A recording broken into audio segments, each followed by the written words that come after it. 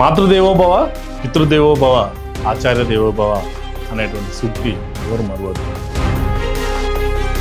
నిజంగా పిల్లలు తల్లిదండ్రులను చూసుకోగలుగుతున్నారా?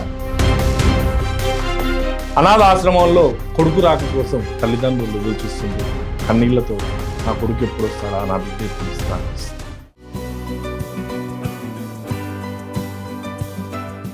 నమస్తే, మీరు చూస్తుంది యువతరంగం, ఇది సమాజాంతరంగం. నేను మీ సిద్ధుగౌడ్.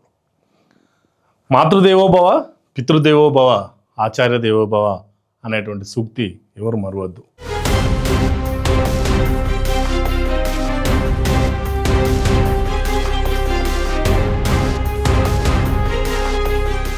ముఖ్యంగా మాతృదేవోభవ, పితృదేవోభవ. ఎందుకంటే వాళ్ళు మనకు జన్మనిచ్చారు. నవమాసాలు మూసి తల్లి తన రక్తపు ముద్దల్లాగా మనల్ని తయారు చేసింది. ఆ తల్లి పురిటి నొప్పులను భరించింది. ప్రాణం పోయేటువంటి నొప్పులు వచ్చినా నా బిడ్డకు ప్రాణం ఇవ్వాలని చెప్పి ఆ తల్లి తాతాలాడి అలాంటి నొప్పులను సైతం తృణోపాయంగా భరించడానికి సిద్ధంగా ఉన్నా అని చెప్పి ఒక జన్మనిచ్చింది ఆ తల్లి. సమాజంలో నా కొడుకును ఉన్నతంగా తీర్చిదిద్దాలి, ఈ సమాజాన్ని చూపించాలి, తన కాళ్ళపై తాను నిలబడేటట్టు నేను తన వెనుకుండి నిర్మిస్తాను, వెనుకుండి తనకు అన్ని విధాలుగా అండగా ఉంటానని చెప్పి తండ్రి కొడుకుకు ధైర్యంగా ఉంటాడు.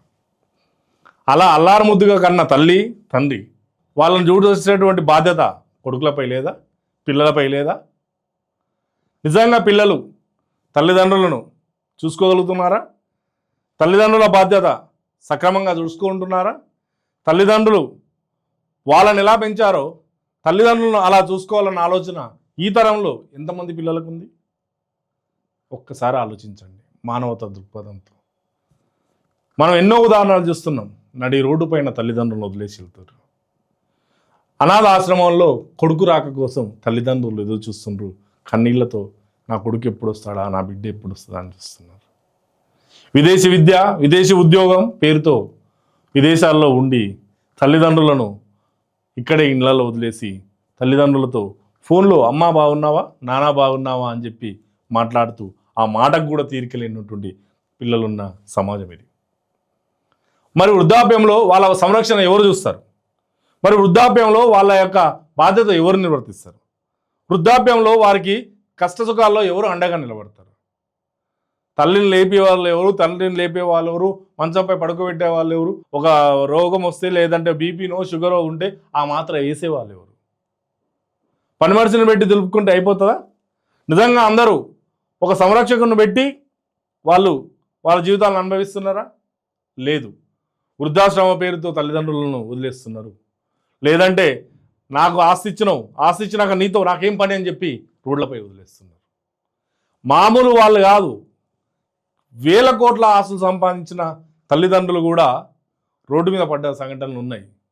నిజానికి రేమండ్ టెక్స్టైల్స్ ఇది ప్రపంచం అందరికీ తెలిసినటువంటి విషయం. ఆ రేమండ్ టెక్స్టైల్స్ అధినేత సింగానియా ఎవరైతే ఉన్నారో అతను 1000 కోట్ల ఆస్తిని సంపాదించి ఆ 1000 కోట్ల ఆస్తిని కొడుకు పైన రిజిస్ట్రేషన్ చేయడం జరిగింది. ఎప్పుడైతే ఆ 1000 కోట్ల ఆస్తి కొడుకు పైకి వెళ్ళిందో ఆ వెళ్ళిన తర్వాత ఆ తల్లిదండ్రులను ఆ కొడుకు నిర్లక్ష్యం చేయడం జరిగింది. నిర్లక్ష్యం చేస్తే విలాసాలు అనుభవించినటువంటి సింగానియా చివరి దశలో అద్దె ఇంట్లో ఉంటున్నాడు. చివరి దశలో ఉండడానికి బతకడానికి డబ్బులు లేక దీనాస్థితికి చేరుకున్నాడు.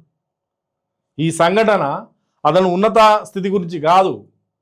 ఎంత సంపాదించినా, ఎన్ని కోట్లు ఉన్నా, ఏది ఉన్నా పిల్లల నిర్లక్ష్యానికి గురైనటువంటి తల్లిదండ్రులుగా మిగిలిపోయిన సింగానియా పరిస్థితి, సింగానియా దుస్థితి భారతదేశంలో, ఈ దేశం అంతటా ఇలాంటి ఎన్నెన్నో ఉదాహరణలు ఉన్నాయి.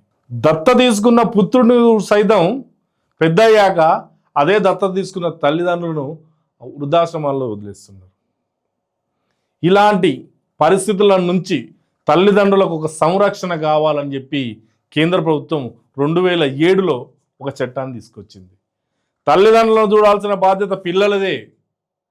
ఒకవేళ మీరు పిల్లలు కనుక తల్లిదండ్రులను చూడలేదనుకో మీ పైన ఇలా ఉంటుంది, ఇలాంటి చర్యలు ఉంటాయి అని చెప్పి 2007లో కేంద్ర ప్రభుత్వం ఒక చట్టాన్ని తీసుకురావడం జరిగింది.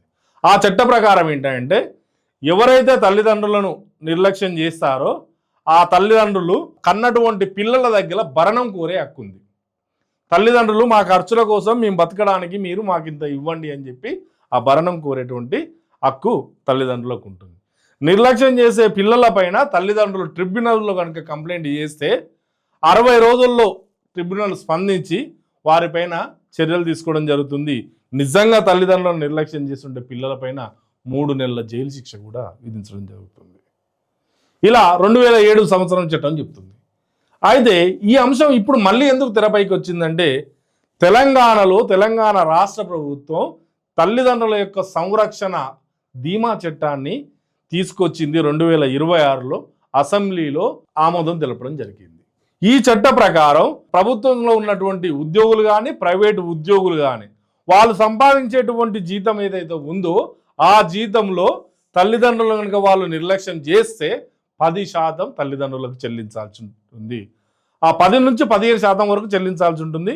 అది కూడా గరిష్టంగా 10,000 వరకు చెల్లించాల్సి ఉంటుంది. రాష్ట్ర ప్రభుత్వంలో ఉన్న కేంద్ర ప్రభుత్వంలో ఉన్న ఉద్యోగులు మాత్రమే కాదు, ఎంపీలు ఎమ్మెల్యేలు కూడా ప్రజాప్రతినిధులు కూడా తల్లిదండ్రులను నిర్లక్ష్యం చేస్తే ఈ చట్ట పరిధిలోకి వస్తారు. వాళ్ళు కూడా ఈ అమౌంట్ చెల్లించాల్సి ఉంటుంది. అదేవిధంగా తల్లిదండ్రుల యొక్క బాధ్యతను కనుక విస్మరించినట్లయితే వారిపైన చట్టపరమైనటువంటి చర్యలు కూడా తీసుకోవడం జరుగుతుంది. ప్రతి ఒక్కరు కూడా తల్లిదండ్రులను చూడాలనే ఉద్దేశంతో ఈ చట్టాన్ని తీసుకొచ్చారు.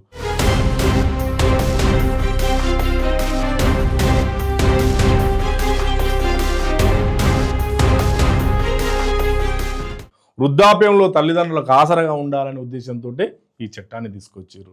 తల్లిదండ్రులకు ఆసరగా ఉండి ఆ తల్లిదండ్రుల యొక్క జీవితంలో చివరి దశలో ఆ ఆనందపు సంతోషాన్ని నింపాలి. ఆ బాధ్యత కొడుకులపై ఉంది, పిల్లలపై ఉంది.